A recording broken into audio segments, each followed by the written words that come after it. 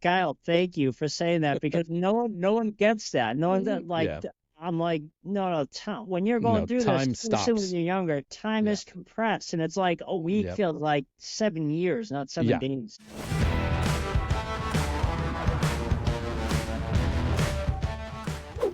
Hello and welcome back to the Ignition Path podcast. I'm your host, Kyle Goodknight. I'm so happy for you to join us today. I'm here with Nick Prefontaine, who was an individual I met on a pre-call, of course, because I make sure I have pre-calls with everybody that comes on my podcast. So if you're out there in podcast world and you want to come on my podcast and you don't want to call me first and get to know me and me get to know you, then just, maybe find some other podcast. But Nick, how are you doing today? Nice to see I'm, you again. I'm outstanding, Kyle. I'm so excited we were able to fit this in. Yeah, absolutely. I appreciate the flexibility that you've given me over the last couple of weeks with all of this. So I really appreciate that, and I'm super happy to have you on. Your story and your path, your entrepreneurial path, kind of hit home with me because everyone knows, and I usually mention this on my podcast, that there's some connections with who I have come on and some of the background that I have in my full-time job, which is as a paramedic. So your path kind of comes along those lines. That your injury that you'll share with everybody, kind of started you on the entrepreneurial path from how I remember our discussion. So real quick, just tell everybody who you are and just give us a short scenario of what brought you through your entrepreneurial path and what you did beforehand. And then, of course, your incident that caused that. And then we'll get further on into the show after that. Yeah, sure. So, very excited to share this because I don't get the opportunity to go as in depth as I would like to, and down certain paths, if you will, of the story. And with you being a paramedic, it's super applicable, and to share how that all fits in my entrepreneurial path, I think your listeners will really relate to it, really like it. So. My story, my origin story, if you will, all starts when I was at ski club with my friends in 8th grade. And my friends and I had all brought our snowboard gear onto the bus to get ready so we wouldn't miss a precious moment once we got to the mountain. So we got to the mountain, and the rest of the class wasted time. They headed inside and took their time and got ready, but not us. My friends and I, we were ready to go. So we hit the chairlift, and on the way up, the chairlift went right over the terrain park where all of the jumps were. I knew as soon as I saw it, Kyle, that I had to go off the biggest jump in the terrain park. So I got to the top, buckled into my snowboard, and took a breath of that crisp winter air and confidently charged towards that jump with all my speed. Going up to the jump, I caught the edge of my snowboard, and that's the last thing that I remember. So I was told that I landed on my head. I wasn't wearing a helmet. There were three things that enabled me to really be able to share this story and talk to you today, which one of which is, although I wasn't wearing a helmet, I was wearing a pair of goggles, and there were a lot of padding on the goggles. They were spies. They were called spies, if you're familiar, or with any of your listeners are. So they had a lot of padding, and I learned that not only did they brace my initial impact, as I continued to roll down the mountain and hit my head, because I didn't just hit once and then it was done. As I continued to roll down the mountain and hit my head, the goggles mysteriously moved and I believe not so mysteriously, because I believe everything happens for a reason. So they moved with each impact and braced my fall.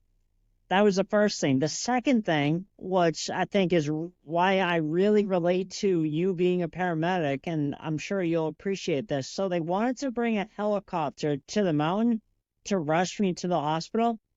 They couldn't because it was too windy, so they had to send in an ambulance.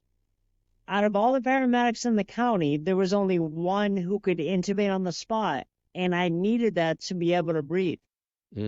He was one of the paramedics that showed up to the mountain that day.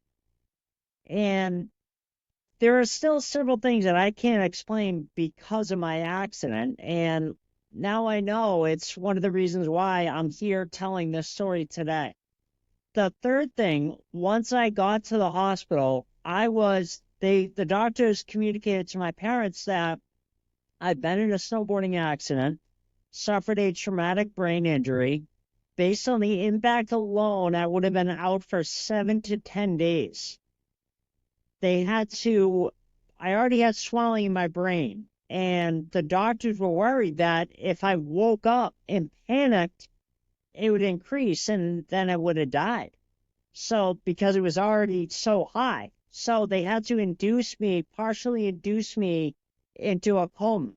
And when I was resting in the ICU, I was out. So I was resting in the ICU, and the doctors, through no fault of their own, came into my room to share progress updates with my parents on how I was doing. And the only people that were allowed in there at the time were my parents because of the severity of my injury. So the doctors, no fault of their own, started to tell them the news and the not so good news, not so good news, not so good news. And they went to share that right in front of me because they figured out, wait, what's he gonna care? He's in a coma, he's out. So they started to share it, and my mom stopped them. She said, no, no, not in front of him, because she understood that even though I was in a coma, Kyle, I was still taking in information. So she made the doctors step outside my room, and once they're outside my room, that's where the doctors shared that he's in a coma. We don't know how long he's going to be in the coma, and even if he's going to come out, um, even if he does come out, however long it is, there's a good chance that he's never going to be able to walk, talk, or eat on his own ever again. Hmm. And because none of that got through to me, none of that influenced me, whether subconsciously or unconsciously, where if the doctor said that in the room, like with me right there, who knows if the outcome would have turned out differently. So Right. because I didn't know any of that, what it enabled me to do is I was in the coma for 3 weeks, and I really don't remember a month because it was a partially induced coma. They had to slowly wean me off of the medication that helped save my life. And after a month, I was transported to a rehab hospital in Boston, and that's where I started my journey. And I've learned and I've kind of done this work, and with a mentor of mine, I've learned that I unknowingly used a system to not only make a full recovery, but run out of the hospital. And that's the STEP system. So STEP is an acronym. It stands for support. You got to make sure you have the support of your family and friends. This is going to have you falling back on relationships that you built prior to your setback. T is trust. Trust that once you take your first step, your next step is always going to be available to you. This also starts with trusting that calling, that voice in the back of your head that you have inside of you. You have to follow that. And I'll get into that, how that relates to my entrepreneurial journey a little bit later. And then E is energy. Energy, by maintaining your energy, you allow your body's natural ability to be able to heal itself. And then P is persistence. So once you take your first step, keep getting up every day and taking your next step, no matter how small. By continuing to move forward every day, you are building an unstoppable momentum. So if you fast forward a little bit, less than 60 days later, after being transported to the rehab hospital in Boston, I realized my goal of running out of the hospital. And after running out of the hospital, it really wasn't like my work was done. I had to continue to go to outpatient therapy for another 6 months, along with being tutored all summer long, 5 days a week, in order to continue on to high school with the rest of my classmates. And Kyle, looking back on it, it's a little surreal, but only 18 months after finishing rehab from suffering a traumatic brain injury, I got my start in real estate. It was door knocking, pre-foreclosure doors. So homeowners that had received a notice of default letter from the bank, and I would go and get a list of these and knock on their door and try to set up meetings with our investor to meet with them about potentially helping them out of their unfortunate situation. And looking back on this, I can see that it was a part of my recovery, going door to door, helping people out of their unfortunate situation.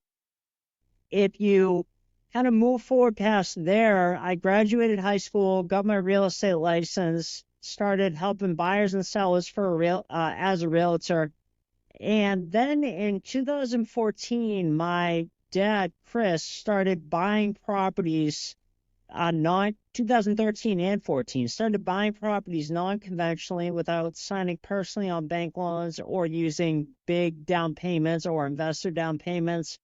And he came to me, hey, would you be able to help me market these and get these on the market? Because I'm getting all these properties, but I don't know what to do with them. And I, after wrestling it, figured that, oh, I can do that right alongside being a realtor. And over the course of 14 months, my income shifted where I was making the majority of my income helping him as an investor. So it didn't make sense for me to keep my real estate license.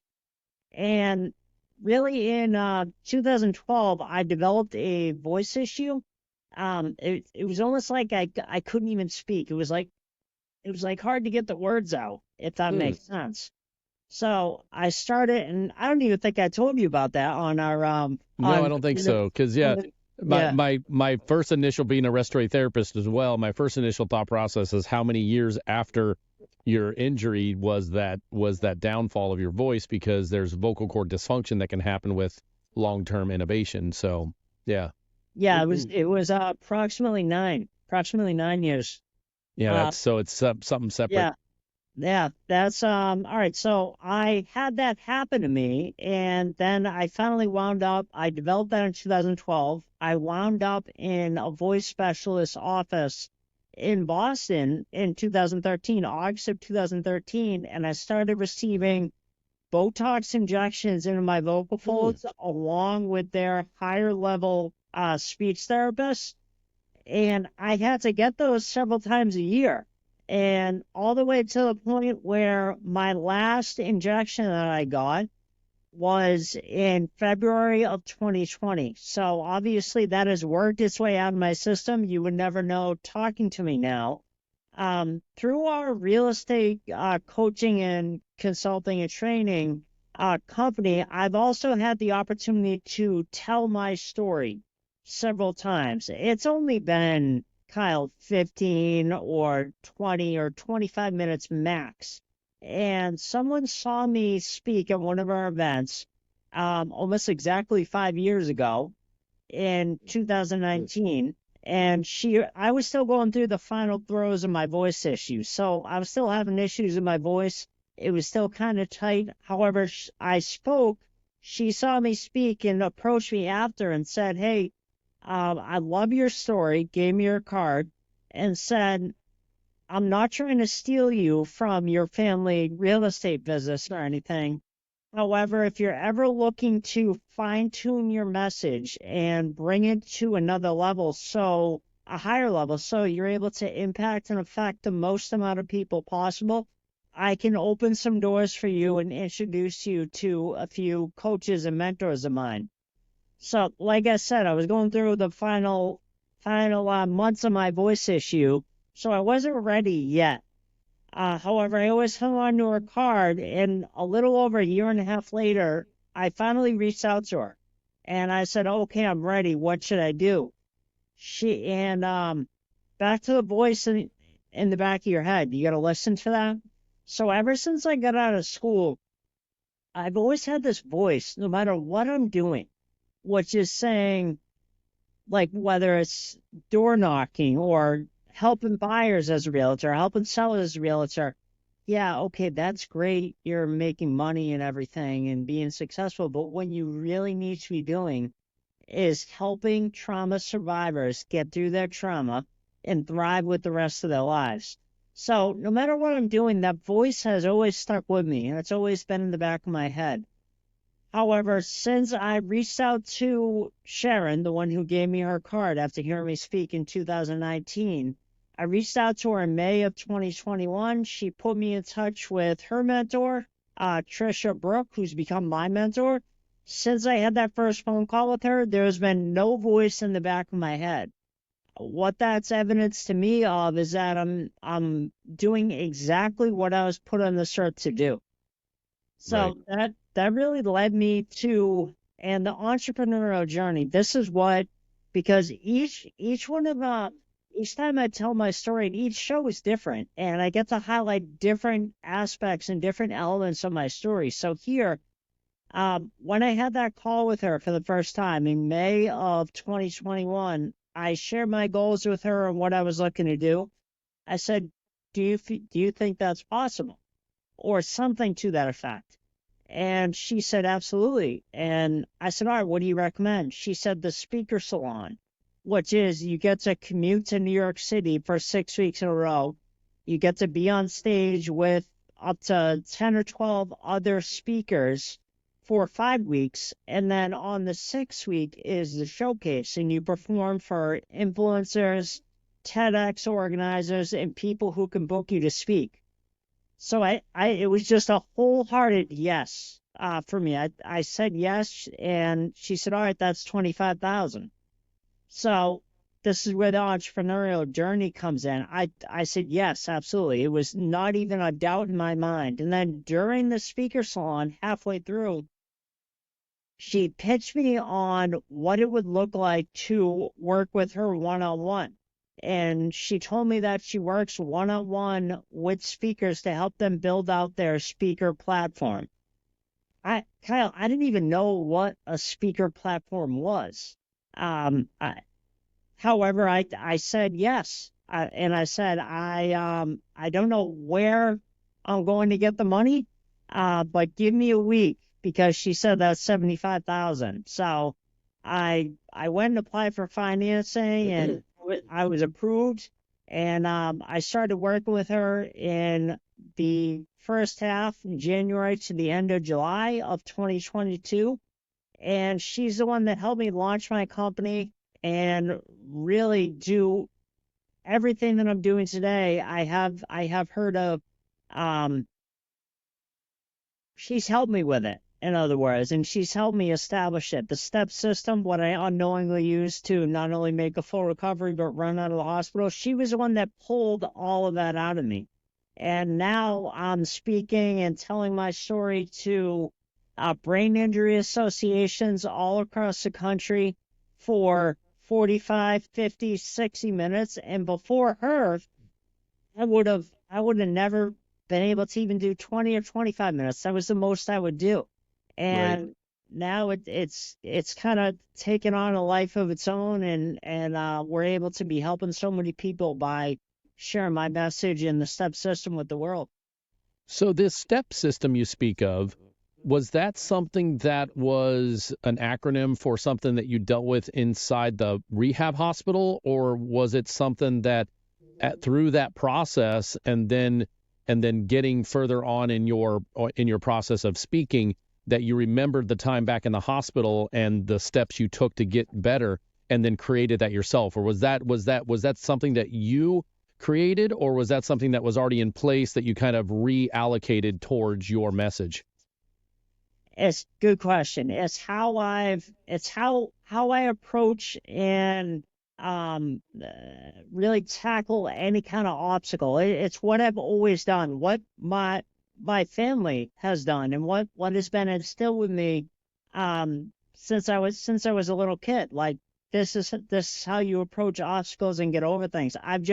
She asked me when I first started working with her, Kyle. She said, "All right, so you got in your accident, you were in a coma, and then you ran out of the hospital. How'd you do it?" I said, "Well, Good. I don't know. Baby steps. Yeah. Yeah, I just got off every day and did the best I could and just kept doing something, kept working and getting better, Yeah. and I'm here." And she goes, "No, that's not good enough." And Yeah. she just Yeah. Isn't kept. that funny how coaches like bring the message out of you? I'm a coach myself, and I've talked to several of my clients, and they're so blocked, and you need that coach. And that's another great thing that I believe that the Ignition Path podcast shares with people in general, especially when I have fellow coaches that come on and talk about their path and talk about what they do and talk about having mentors and being coached well. or educated well, or, coach, meaning to be a good coach, you have to be coachable too. Wouldn't you agree? Mm. Yeah, absolutely. So like you have to understand that you've been coached by somebody good, but then when you turn into a coach, you have to say, okay, I am still coachable. I'm never outside of the coaching possibilities. I'm never going to get to the point where I can't be coached about something in my business and my relationship, in anything in my life. I can be educated / coached for, and then I can take that content and repurpose it with my message or with my spin, if you will, for lack of better terms, to help my client or my friends or my relationships in general. So that is that's a great story. I mean, the hardships of the injury, you know, you know, I've been injured many times in my life, nothing of the head and the brain injury. So I understand setback when it comes to physical injuries, and I've had 3 reconstructive shoulder surgeries, 2 reconstructive knee surgeries, an Achilles tendon rupture. I chopped off part of my finger on a table saw one day and was out for 3 Jesus. months. And I understand that the path to get back is steps. Like you literally I can't raise my hand until I have the physical therapist move my arm and get my motion back. So there are steps. So your step system is so simple, and that's why I like it. It's so simple, but yet so profound.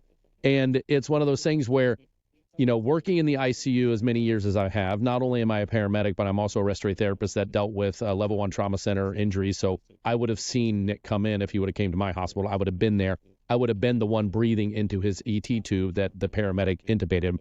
If I was on that run, I would have intubated him on that hill. So I understand all the intricacies of everything he went through. I have seen people come into the hospital with brain injuries and from falling out of a tree stand. I live in Ohio, a lot of tree stand injuries in and around Ohio during deer season. It's inevitable, right? And I had just a quick story about if anybody is ever feeling down on themselves about an injury or about recovery or the steps you have to go through something. I had a friend of mine fall off a roof. He went through the rungs of the ladder, and he broke and had a compound fracture of his leg. So I don't want to make anybody sick, but a compound fracture is when the bone comes through the skin. So pretty devastating leg injury. And I'm talking to him one day. He's in the ICU, and he's really down on himself. And he's just, what am I going to do? What am I going to do? And I'm like, bro, listen to me. I have got 6 patients that fell out of a tree stand that hit their head, and they're done. There's literally nothing we can do for them. We're waiting to see if their brain is ever going to come back. And most likely it won't, okay? It's because when you have a traumatic brain injury, everyone, it is the worst of worst injuries. Because not only does it affect your immediate stuff, but it can affect the rest of your life. I know Nick knows this, but he has a lingering issue that he could have some other malfunction. He had one in his throat. Our brain operates everything in our body. Later on in life, something could happen with Nick that was caused from his injury 20 years earlier that is just now rearing its ugly head. So a traumatic brain injury is a lifelong and a life of healing. And, so people that are out there feeling sorry for themselves or feeling like they can't do this or they can't put their step forward and they can't take the next step or do the next hard thing, trust me when I tell you, understand Nick's concept of the step and just take one step at a time and focus on what's in front of you. And the next thing you know, you stack those and get going better. So, Nick, anything else real quick about that in general? I mean, I know, like you said, you're going to have a little bit different conversation with me being in a medical background and understanding how significant this man's life is right now, and that he turned it into helping others. It gets me. It gets me. It's emotional to me. I'm proud of him. I'm supportive of him. I can't wait to get to know him better as the years go by. I will never not be in touch with Nick from now on because of the connection of not only this podcast and what podcasts do to connect people, but because of both of our backgrounds kind of having this overlap. And I want to become a public speaker myself. I'm already kind of a public speaker when it comes to EMS, and I go out and train and I go out and do stuff, but I want to be a full-blown public speaker someday on the side of the mental health of the first responder. So with that being said, knowing that I'm going to need coaching, I'm going to be tapping into him, be like, hey, introduce me to that gal so she can pull my step system out of me, so. Oh, she's she's amazing, and I'd be happy to make the introduction to her. A couple closing thoughts. So what I covered and what we covered, Kyle, is really just a 10,000-foot view of the STEP system. Mm. However, to get the whole STEP system for free, uh, any of your listeners can go to nickprefontaine.com/step and That'll be get done in post. download the entire STEP system for free. Wow. And you're gonna learn all about support, trust, energy, and persistence. Like I said, we only went over the highlights. Right. But We only each got a half. one of Yeah, those we're only dealing with a half an hour here. Yeah. Yeah, each one of those has bullet points and ways that you can potentially apply it to your life and your situation. Right. So, real quick, just another question or two. When it comes to your entrepreneurial path, and it sounds like because this happened in high school, you never really, I mean, the closest thing you had to a job, a real job of working for the man, if you will, you're working for your father, and it was still the real estate. Real estate is an entrepreneurial path because, yes, you may have like an agency over top of you, but you're responsible. And I was in medical sales too for 9 years. And I was responsible for my territory. Yes, I had a company that oversaw me and who I said I represent this company, but I was ultimately in charge of my territory. And it's one of those things where, when you're a realtor, you're already an entrepreneur. So you basically went from a high school student having the best time of your life on a ski slope to not remembering a month and a half, 2 months of it. And then recovery, which is a whole nother, probably every day felt like 7 probably.